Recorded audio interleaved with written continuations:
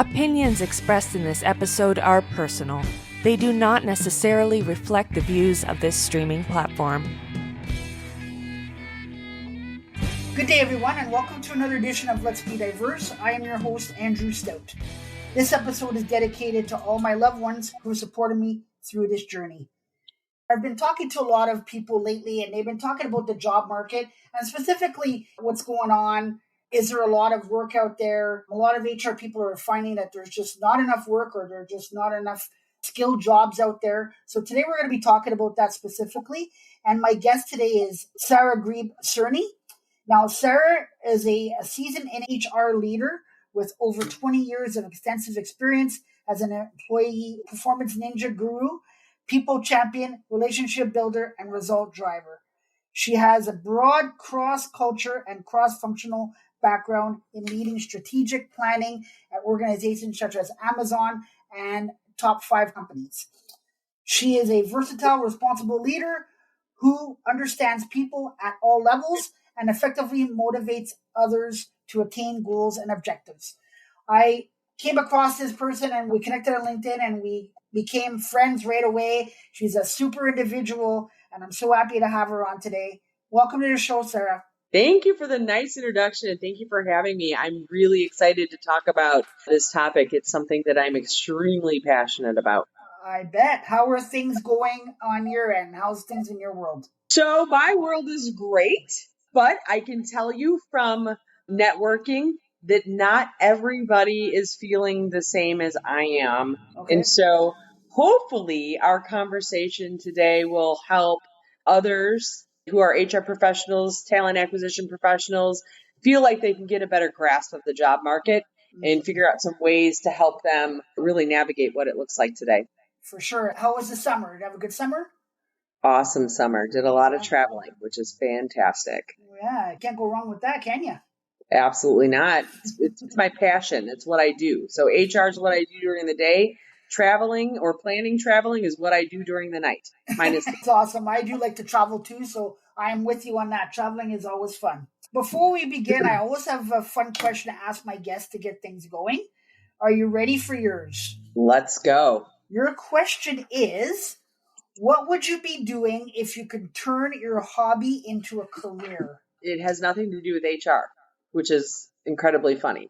But typically, it never does. I don't know if you've heard of Rick Steves or Samantha Brown, but I want to be them. And so I would be planning travel, doing something travel related. A fun little nugget about me is that I have a travel blog that I'm not very good at keeping up.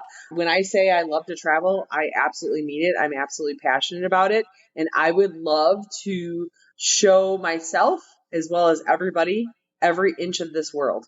That's my goal. That sounds amazing. It does. I would love to be part of that as well. Well, I'll let you know if I accomplish that goal. I don't know. It's a pretty hard goal, but we're going to do it. Yeah, when you do, let me know for sure. So why don't we start off with you telling us a little bit about you and your story? Yeah, so you already gave a great introduction about what I do and how I've been in HR for over 20 years. I tend to see that I am more of like a fossil when it comes to HR. But that's great because I think that all of the experiences that I've had through the years have really formed me into the HR professional that I am today. I have done pretty much everything you can think of from an HR standpoint to comp and benefits and talent acquisition. But where I really like to play is in the employee relations performance management realm. But anything when it comes to people and helping the organizations figure out what people looks like for the organization is where I really like to add to my experience. And do you find that it's changed over the years? It absolutely has. I think when I first started, there was a lot of titles that were very indicative of what HR was supposed to be. We were the police officers, we were the pencil pushers, we were the ones to really do the compliance. People didn't really like HR. And I think through the years, I've seen it change quite a bit in the sense of we are now more of thought partners to the business. And we really have become, from a standpoint, if the organization is forward thinking, we have a place at the table. And so that's really exciting from an HR standpoint. And for those of us who have careers in HR to see that change, that shift. So I'm excited to see it continue to shift. I think some things that we've done as HR professionals over the last few years has been quite dynamic and transformative in the business sense of COVID. For some reason, every business thought that HR professionals knew how to deal with a pandemic. None of us did, but all of us were the aficionados of how do we navigate this? And so I think those of us who've gone through that have been able to prove what great value we add to an organization. And again, those forward thinking organizations are the ones that we want to continue working with and continuing to put our footprints on too. How would you say we're talking about the job market today for HR professionals. How would you say the job market for HR professionals is right now? For no other words, it's very bland and it's very scary.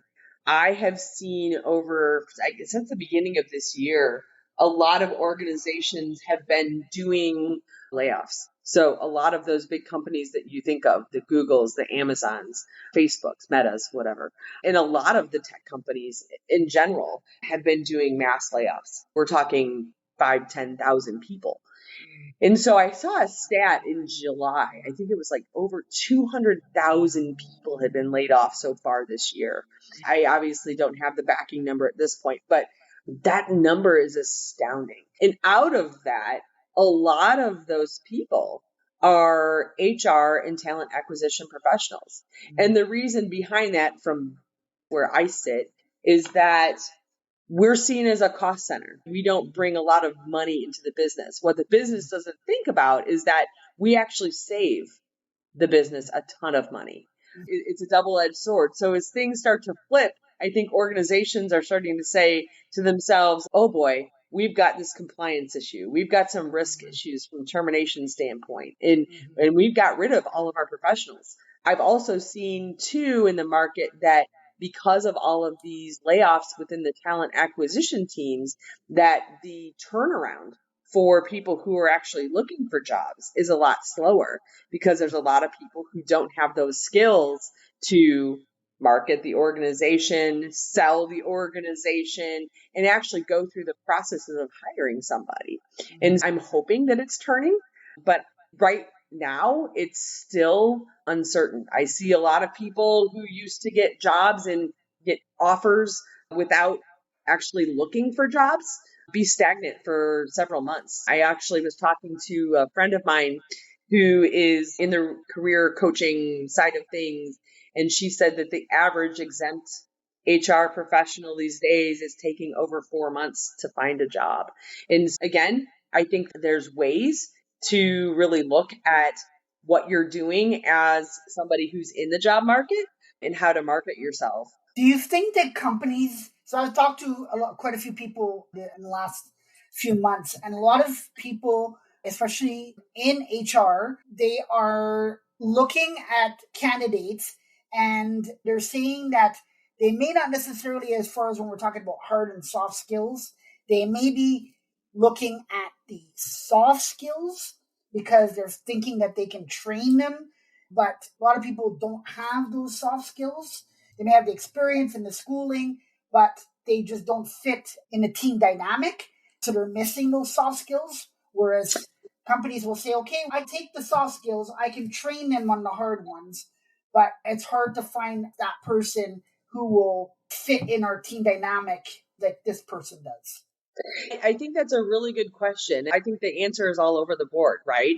I think it depends on the company. I think it depends on the interviewer or the hiring manager. Some hiring managers are more, hey, I want my person to have 5 years experience. I want them to be versed in XYZ. Right. But other hiring managers are like, you know what? I'd like to have someone who's more junior so I can bring them in and really groom them to the role. So I think it just depends on the company and the hiring manager, in my opinion. What do you think the future is looking like for HR professionals? I think it's good because, again, what I do know is that we as HR talent acquisition professionals, we add a ton of value to organizations.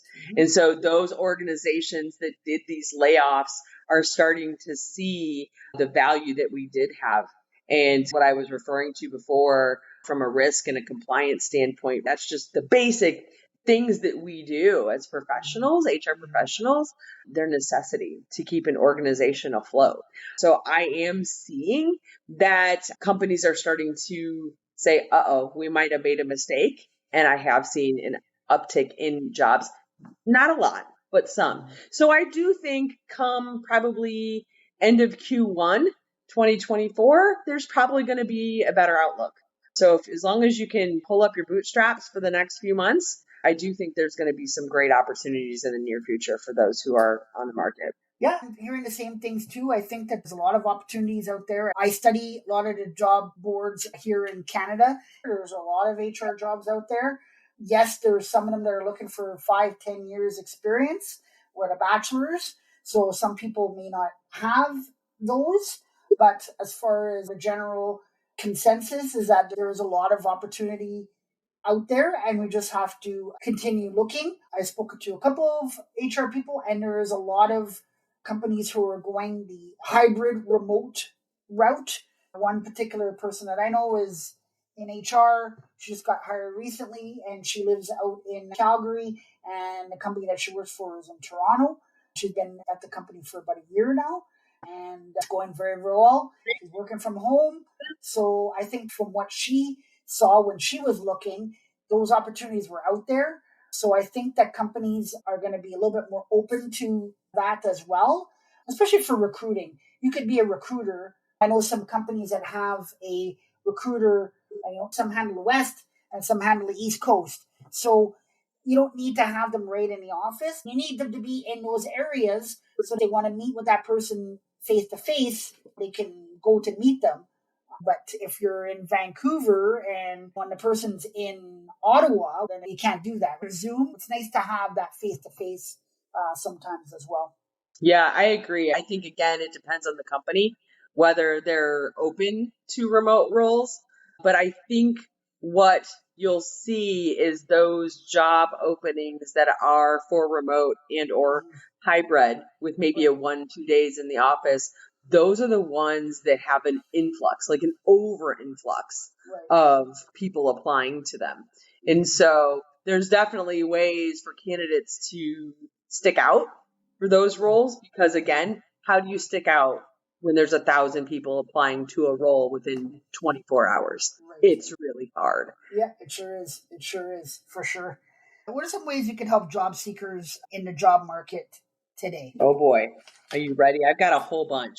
And I'm happy to, if somebody has questions or whatever, they can find me on LinkedIn and we can chat about some things too, because I could talk about this for probably 2 hours. But first and foremost, regardless of what someone says, someone will go look at your LinkedIn profile. Your LinkedIn is your first impression as well as your resume. It needs to be strong. Your About Me section on it needs to have some really good information there. Use keywords. Keywords are so big. So if you're looking for a talent acquisition role in the tech sector, that needs to be in your About Me space. Make sure that you have your experience. And it's not just your experience. Have some stuff that actually quantifies what you've done. Make sure that your licensing and your certifications are up to date. So if you have your PHR, your SPHR, or whatever it is, make sure that it's there. And then also it's important that you have up-to-date recommendations. People look at your LinkedIn and they'll say, okay, this person hasn't been recommended by anybody in 5 years. So what the heck have they been doing? Nobody really likes them? No, that's not the case. We just aren't very comfortable with going and asking for recommendations, but keeping those up to date. Someone says, oh, this person is still relevant, right? It's important to, if you are looking for a role, activate that says open to work. You can use the banner or not. There's 2 ways to do it. You can do it without it or not. But again, if you want a recruiter to find you, make sure that you're open to work.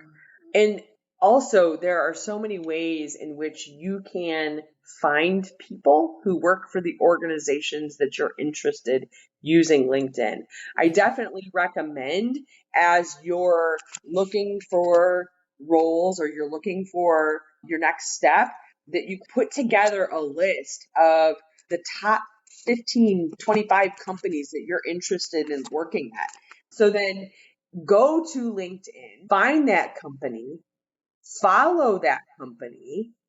And you can also, some companies, if you go to the about section of the company, you roll down and it'll have an I'm interested button on it.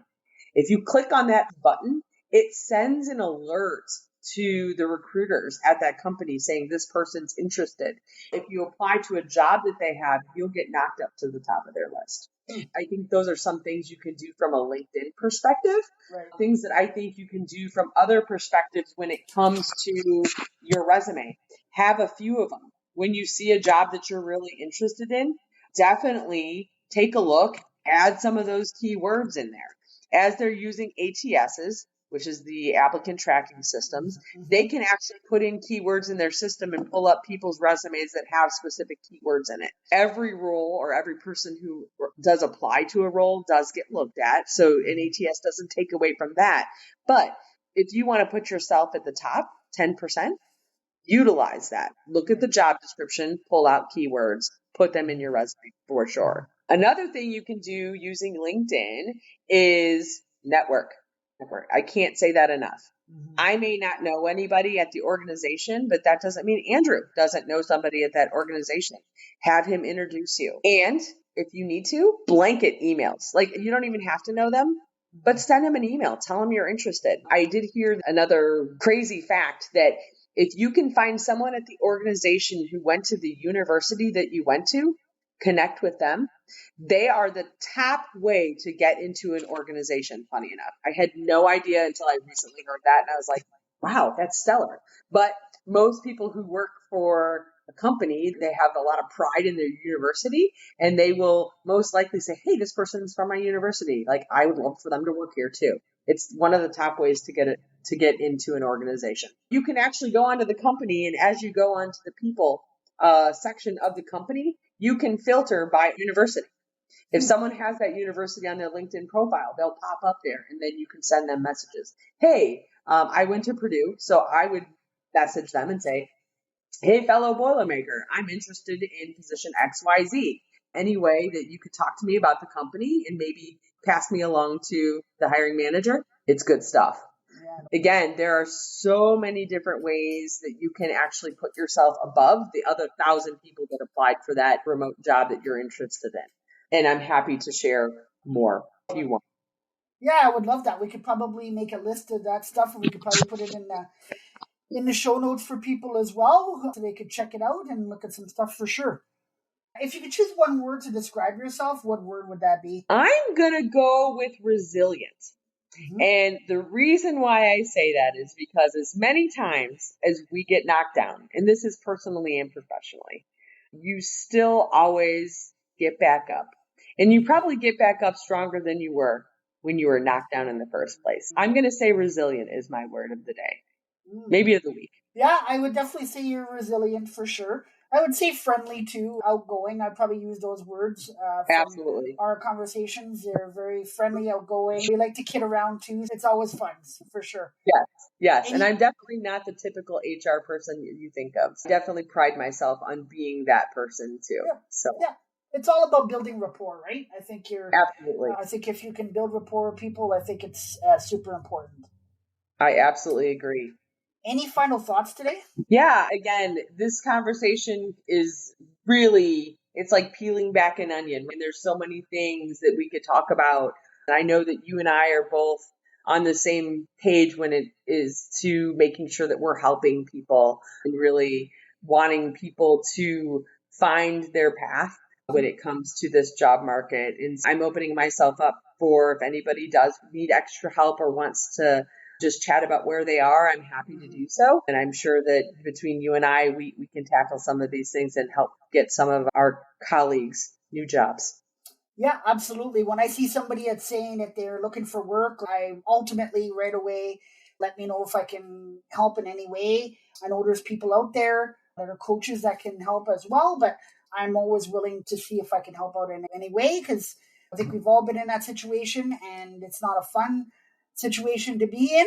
I think it's important to help out whenever we can, for sure. Awesome. Yes, I definitely want to put myself out there because again, you're right. It's not fun, and I may know somebody who can get somebody in the door, and I'm happy to do whatever I can do to partner with those who are in need. I want to take the time to thank you for coming on today. It was a fun topic. I do believe that you're right, that we can delve in. There's many different directions that we can go in this. Don't be a stranger. We definitely plan on having you back on down the line here, and the listeners will enjoy it for sure. Absolutely. Thank you so very much. And again, happy to have continued conversations about this topic or anything HR related. And feel free to reach out to me, anybody who may be listening who just wants to add me to their network. Happy to do so. Wonderful. Well, on behalf of myself and my guest, Sara, I would like to thank you all for taking the time to listen today. And until next time, be safe. And remember that if we all work together, we can accomplish anything. You have been listening to Let's Be Diverse with Andrew Stout. To stay up to date with future content, hit subscribe.